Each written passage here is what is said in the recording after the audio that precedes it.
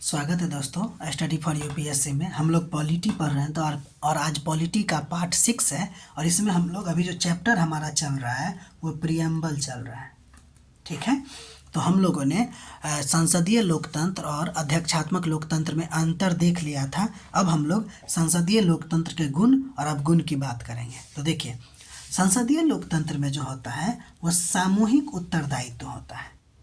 ठीक। दूसरा, कार्यपालिका और विधायिका में सामंजस्य होता है। ठीक। तीसरा, पीएम के पास शक्ति जरूर होती है लेकिन उस पर संसदीय नियंत्रण रहता है जिससे तानाशाही से रक्षा होती रहती है। तो ये आपको संसदीय लोकतंत्र का गुण हो गया। अवगुण की बात करते हैं। अवगुण ये है कि राजनीतिक अस्थायित्व का खतरा बना रहता है, यानी कि मान लीजिए अगर बहुमत नहीं मिला तो सरकार जो बनेगी वो कॉलिशन गवर्नमेंट की सरकार होगी, हो सकता है वो कभी भी गिर जाए, तो वो आपको राजनीतिक अस्थायित्व का खतरा होता है। तीसरा, कैबिनेट डिक्टेटरशिप का खतरा रहता है, मतलब कि अगर बहुत ज़्यादा एक्सेस बहुमत हो जाए तो कैबिनेट का जो है बहुत ज़्यादा चलने लगती है। उस समय जिस व्यक्ति के नाम पर चुनाव लड़ा जाता है उसकी बहुत ज़्यादा पावर बढ़ जाती है, उसी को कहते हैं कैबिनेट डिक्टेटरशिप। इसके अलावा पॉलिसी पैरालिसिस का भी खतरा होता है आपको संसदीय लोकतंत्र में, कि अगर कॉलिशन गवर्नमेंट होती है या कॉलिशन पॉलिटिक्स में होता क्या है कि छोटी छोटी पार्टियां दबाव डालकर नीतियों को रोक देती है जिससे निर्णय लेने की प्रक्रिया धीमी हो जाती है, जिसको पॉलिसी पैरालिसिस कहते हैं। ठीक है, अब हम बात करते हैं अध्यक्षात्मक लोकतंत्र के गुण और अवगुण के बारे में। तो पहले अवगुण देख लेते हैं। पहली बात कि समय समय पर तानाशाही का खतरा रहता है। ठीक है, मतलब कि एक ही व्यक्ति होता है चुनाव में, है ना, एक ही मतलब कि राष्ट्रपति होता है सिर्फ, तो वो जो है इतना पावरफुल होता है कि उसमें तानाशाही का खतरा रहता है। इसके अलावा वहाँ पे एग्जीक्यूटिव और लेजिस्लेटिव में डेडलॉक हो सकता है कभी कभी, यानी कि मतभेद हो सकता है, टकराव हो सकता है, जिसके वजह से नीति निर्माण जो है इसमें ठप हो सकती है। अभी अभी कुछ दिन पहले का ही न्यूज़ है, यानी कि एक सप्ताह भी नहीं हुआ है, जिसमें आप सुने होंगे कि मतलब कि अमेरिका में आपको शटडाउन की स्थिति आ गई है। वो शटडाउन की स्थिति क्या होती है? ये एग्जीक्यूटिव और लेजिस्लेटिव में मतभेद हो जाना। ठीक है, तो पैसा आएगा नहीं काम करने के लिए, उसी को शटडाउन की स्थिति कहते हैं। इसके अलावा सामूहिक उत्तरदायित्व की भी उसमें कमी होती है। तो ये आपको अध्यक्षात्मक लोकतंत्र की कमी होती है या अवगुण होता है। अब अगर हम गुण की बात करें तो गुण ये है, एडवांटेज ये है कि स्थिर कार्यपालिका होती है जिससे राजनीतिक उत्तरदायित्व सुनिश्चित होता है कि कार्यपालिका स्थित है, जो मर्जी वो काम करेगा, बढ़िया से करेगा। सेपरेशन ऑफ पावर स्पष्ट होता है, कार्यपालिका, विधायिका, न्यायपालिका सब अलग अलग होता है और उस सब में चेक एंड बैलेंस की स्थिति होती है। एफिशिएंट एडमिनिस्ट्रेशन होता है, यानी कि योग्य मंत्रिपरिषद का निर्माण होता है जिसके कारण बेहतर प्रशासन सुनिश्चित होता है। ये आपको इसका गुण हो जाएगा।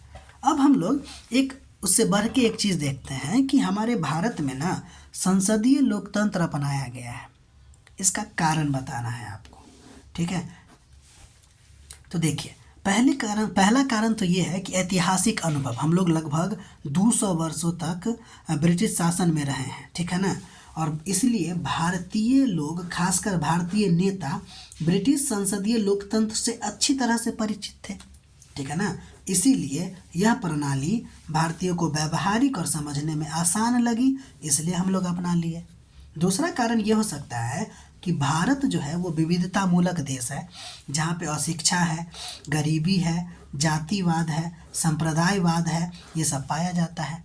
ये सब जो पाया जाता है तो इससे होता ये है कि, और साथ ही साथ जनता का जो मतदान व्यवहार होता है वो भी आपको धर्म, जाति, क्षेत्र आदि कारकों पर निर्भर करता है। ठीक है, ऐसे में संसदीय प्रणाली जो है, अच्छा देखिए, एक चीज़ और समझते हैं कि इस पर निर्भर करता है। तो मान लीजिए कि जाति, धर्म, क्षेत्र आदि कारकों पर निर्भर करता है, तो हो सकता है कि चुनाव में कि कोई ऐसे व्यक्ति जीत कर आ जाए जो मतलब तानाशाह बन के रह जाए। ठीक है ना, इसीलिए ज़रूरी था कि अगर मतलब, और उसको हम हटा भी नहीं सकते हैं, तो इसलिए ज़रूरी था कि संसदीय प्रणाली को अपनाएं। इससे होता क्या है कि समावेशी प्रतिनिधित्व और सर्वसम्मति की राजनीति बढ़ती है। विविधता को समायोजित करने का भी कोशिश करता है ये संसदीय प्रणाली। इसीलिए समाजीकरण और सामंजस्य के लिए संसदीय लोकतंत्र जो है आपको बहुत ही उपयुक्त मानी गई। ये तो 2 कारण हैं जिसको डिटेल में बताएं। इसके अलावा और भी कारण हैं कि कार्यपालिका का उत्तरदायित्व सुनिश्चित करने के लिए, शक्तियों का अति केंद्रीकरण रोकने के लिए, स्वतंत्रता आंदोलन का प्रभाव और संविधान सभा में व्यापक बहस और सहमति के आधार पर ये पाया गया कि भारत में संसदीय लोकतंत्र ही बेहतर है।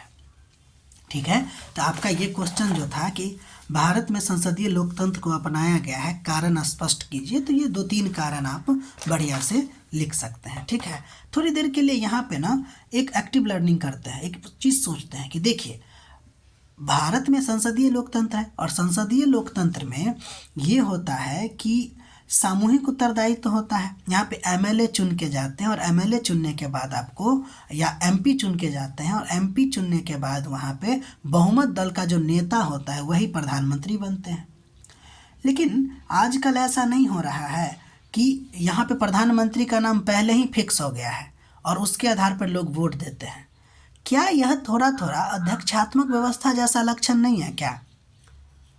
तो क्या अभी वर्तमान में भारत जो है संसदीय लोकतंत्र को छोड़कर अध्यक्षात्मक लोकतंत्र पे चला गया है? और क्या भारत को संसदीय लोकतंत्र को छोड़कर अध्यक्षात्मक लोकतंत्र की तरफ चला जाना चाहिए? इस पे आप अपना निर्णय दीजिएगा। ठीक है, तो ये था आपको यहाँ तक। अब हम लोग देखते हैं अगला टॉपिक जिसका नाम है गणराज्य।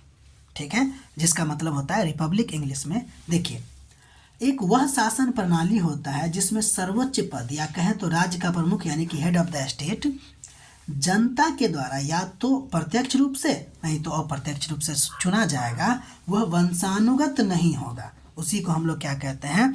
रिपब्लिक कहते हैं। जैसे गौर कीजिएगा, ब्रिटेन और भारत, तो बताइए क्या ब्रिटेन में लोकतंत्र है?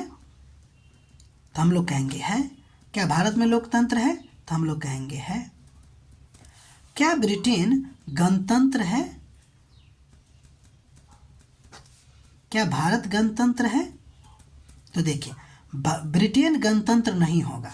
क्यों? क्योंकि यहाँ का जो राज्य प्रमुख है वो आपको वंशानुगत है, जबकि हम लोग गणतंत्र हैं। क्यों? क्योंकि हमारा जो राज्य का प्रमुख है वो इनडायरेक्टली चुना गया है। तो भारत डेमोक्रेटिक भी है और रिपब्लिक भी है, लेकिन ब्रिटेन डेमोक्रेटिक है लेकिन रिपब्लिक नहीं है। ठीक, अब हम प्रस्तावना का अगला चीज़ देखने जा रहे हैं जिसका नाम है सत्ता का उद्देश्य। हमने भारत का स्वरूप देख लिया। प्रस्तावना हमें बताया था कि सत्ता का स्रोत क्या है, जिसमें पॉपुलर सॉवरेंटी जैसे टर्म हमने देखा था वो देख लिया। फिर प्रस्तावना बताता था कि सत्ता का स्वरूप क्या है, हमने देख लिया। प्रभुता यानी कि संप्रभुता देखे, लोकतांत्रिक देखे, समाजवाद देखे, पंथ निरपेक्षता देखे, गणराज्य देखे। ठीक है, अब हम लोग प्रस्तावना 1 बताती है सत्ता का उद्देश्य, उसके बारे में बात कर रहे हैं। तो देखिए पहली बात, सत्ता का उद्देश्य क्या है? तो न्याय की स्थापना। तो उस प्रस्तावना में 3 प्रकार के न्याय की बात की गई है। पहला सामाजिक न्याय, दूसरा आर्थिक न्याय, तीसरा राजनीतिक न्याय। ठीक है, प्रस्तावना में जो न्याय शब्द है ना वो केवल अदालतों द्वारा न्याय की बात नहीं करता, बल्कि समाज को समग्र रूप से न्यायपूर्ण बनाने की दिशा में राज्य की प्रतिबद्धता को दर्शाता है। ठीक है, यहाँ तक आप लोग लिख लिए होंगे। अब आगे बढ़ते हैं। देखिए ये जो न्याय है उसके बारे में 3 इम्पोर्टेंट चीज़ जो था, यानी कि न्याय के 3 प्रकार में, एक है सोशल जस्टिस, फिर है इकोनॉमिक जस्टिस, फिर है आपको पॉलिटिकल जस्टिस, उसके बारे में बात करते हैं। तो देखिए सोशल जस्टिस का मतलब हुआ कि समाज में बराबरी, सम्मान और अवसरों की समानता। ठीक है, सोशल जस्टिस का मतलब ये हो गया।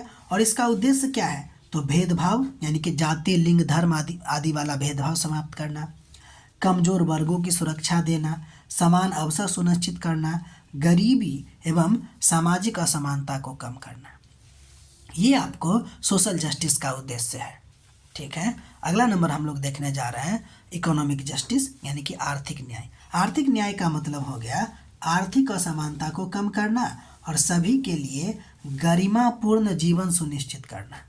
ठीक है, इसमें क्या क्या शामिल है? तो इसमें गरीबी उन्मूलन शामिल है। यानी कि इकोनॉमिक जस्टिस कैसे प्राप्त कर सकते हैं? तो गरीबी उन्मूलन करके, संसाधनों का न्यायपूर्ण वितरण करके, न्यूनतम मजदूरी दे के, वेलफेयर स्कीम चला के और शोषणात्मक क्रियाओं को रोक करके। ठीक है, इसके बाद पॉलिटिकल जस्टिस की बात करते हैं यानी कि राजनीतिक न्याय। राजनीतिक न्याय का मतलब ये हुआ कि राजनीतिक अधिकारों में सबको समानता दिलाना। इसमें क्या क्या शामिल है? तो समान मतदान अधिकार शामिल है, चुनने या चुने जाने का अधिकार शामिल है, राजनीतिक प्रक्रिया में समान भागीदारी सुनिश्चित करना। ये सब के सब आपको पॉलिटिकल जस्टिस के अंतर्गत आता है। ठीक है, हम लोग इतना पढ़ लिए हैं, अभी और भी प्रस्तावना में बाकी है, हम आगे भी पढ़ेंगे। तब तक के लिए अपना ख्याल रखिए, नोट बनाते रहिए और अच्छा लगे तो लाइक शेयर एंड सब्सक्राइब करते रहिए। ठीक है, मिलते हैं फिर अगले दिन अगले वीडियो में।